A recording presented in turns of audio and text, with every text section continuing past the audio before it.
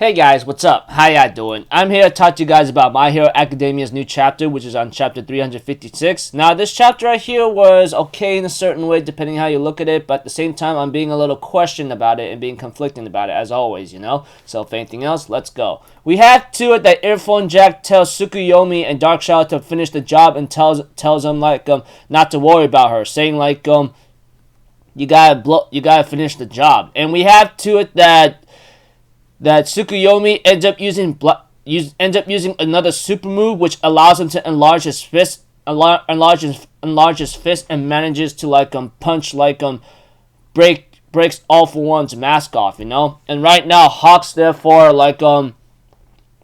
gets ready to do the finishing blow, and All For One sticking in his mind he should have been able to dodge that attack and not be able to do anything. But he realizes that his senses are actually lagging, you know? He ends up thinking in his mind, ever since he lost his eyes and ears, he had to rely on quirks that will allow him to make up for it, you know? Such as vibrations, simple infrared vision, you know? A simple awareness that will allow me to be leagues ahead of any ordinary human being, you know? And we have to, All For One thinks in his mind that girl, Earphone Jack, should not be able to hinder his power like that. However, his quirks were rebelling against him or causing trouble for him. And he said this never actually happened before, so why are they doing it now, you know, that kind of thing. And we have to, like I said, Hawks is about to deliver the finishing blow, but in the vestige of All For One, he ends up grabbing a person and actually burning a lot of vestiges right now, and he ends up using a devastating revet stab kind of thing that's able to go throughout all directions. But we see to it that Jiro and that Earphone Jack and Tsukuyomi end up getting protected by Hawks. But we have to it looks like Hawks didn't take too much damage. I mean, you get to see to it that All For One screams out, "Freaking hell, are you serious right now? It's because of that stupid personality of yours is what caused your life to be in total disrepair, you idiot." And we have to it that All For One uses Revet Stab to make a new mask for himself, you know, and ends up stabbing Endeavor instead, who jumps back into action. And we get to see Endeavor's right arm about being punctured and all that, and we get to see a mindscape of Endeavor himself, you know. Endeavor's younger self tells him that you really are pathetic, you know that, right? Everything you're trying to do right now is all showing how pathetically weak you are, you know. And we have to it that that younger self in his mindscape tells him that he'll never become a superhero, you know? And that, do you know who's the real enemy all along? Do you remember about a father trying to save his daughter, you know? And you were so jealous and inferior to the one true superhuman, and so forth. And, you know, you end up using some kind of hero name, for what? Hard work or something? Your soul can only survive on flaunting its stupid ugliness, you know. And we have to it the younger Endeavor in the in the mindscape tells him that you will never measure up to All Might or Deku. You know, you've been fighting your own against weakness, so don't think you should turn over to a new leaf. Never stop cursing your weakness. It's the only thing that kept you going or what you've been living for, you know. And we have to it that eventually Endeavor actually loses his right arm, you know. It was pretty it was kind of suckish, but I guess it was kind of necessary eventually. I mean, the way how Endeavor went in and blocked the attack for Hawks, Earphone Jack, and Tsukuyomi, him sacrificing his right arm and turn it into a flaming one in order to possibly cause the final blow to All For One was actually phenomenal. I mean, that's what a hero should be. I mean, I know self-sacrificing has always been a thing and maybe cliche all the time when it comes to certain series, but right here I think it's kind of necessary to a final battle. I mean, there's no way Endeavor's not going to get out of this unscathed, and look at him, you know. I mean, his stupidity got him injured by All For One, and now he just lost his,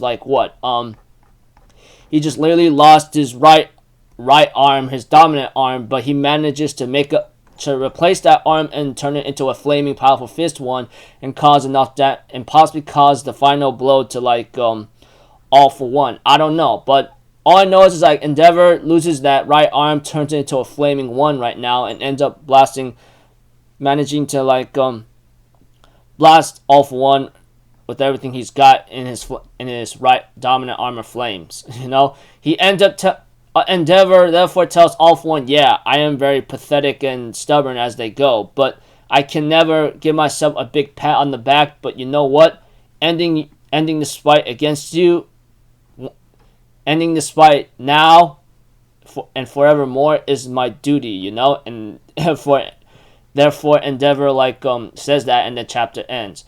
So overall, like I said, the chapter is okay, but a little conflicting, you know, because like when it comes to All for One, you know, I mean like we all know that when All Might fought him, All Might literally damaged his eyes and ears now. I mean, I thought he only damaged his eyes to a point that he needs infrared vision, you know, but like I guess that's not really is the case. I mean, like I've seen his damaged face. I mean, it's always shown here and there, but I didn't expect it to be this bad here and there, you know. But that aside, it looks like to me All for One has been relying on certain like functioning quirks that makes up for his vision, for his lost vision and his lost hearing, you know, which really sucks. Which really sucks whatsoever, but. Yeah, it is to be expected because, you know, All for One's all evil and all that. But the thing is that what's kind of conflicting me right now is that, like, why are the quirks that he stole are rebelling right now against All for One? Why couldn't they do that back then? Is it because he was in a strong mind? Is he weak in the vestige world? Or are they just rebelling now because it's the proper moment, you know? You guys get the cue, because when it comes to All for One, he easily used the quirks that he stole like no problem and mixing them up and letting them become stronger, you know? We all know that. We all seen that. We all see what he's capable of. I mean, look what he did to like freaking like each successor of One for All, and then look what he like did to All Might, you know, when it came to the rematch in Camino Ward and maybe off screen. He's able to use those quirks and damage All Might beyond repair, you know, almost beyond repair, and unable to do any good hero work. And when it comes to like the rematch, he was still able to fight, you know, and so forth. And what about like now? Why are they rebelling now? Why are the quirks rebelling now? Like, how is it that they are able to do that? You know, that kind of thing. Second, why is All for One that weak in the vestige world or something? I don't know. Like I said, there's a lot of questions to be asked right now, because like when it comes to the vestige and All for One, it tends to be weak a little bit here and there, and that kind of confuses me a bit. And you know, so forth. Is it because, like I said, like yeah. What spurred these like vestiges of the quirks to like rebel right now and cause like trouble for All for One now? Is it because of the proper moment? Is it because of the motivation of new order when they became a virus, when they had to destroy it? That's a lot of questions. Like why did the quirks rebel against New Order or try to destroy it when it was going on a rampage trying to kill like the main like enemy or the main source of its like power, you know? That's All for One and, you know, Shigaraki, yada yada yada. You guys get the key. You guys get I hope you guys get it, because like I said, it looks acceptable, but it's very conflicting, you know? I mean, like why do the quirks of All for One rebel now? Is it because of the proper moment that he's about to be defeated, and so forth? Is it because All for One's like copy quirk of All for One weaker than the original? You know, it's a lot of questions to ask, you know. I mean, like, Horikoshi, there's sometimes a lot of manga, like, artists tends to, like, leave certain questions off track or put them aside for now until later, which sometimes, like, here, it looks a little explicit, but at the same time implicit. Like, why are they rebelling now, of all things, you know? Why are they rebelling now? I mean, is it because it is All for One's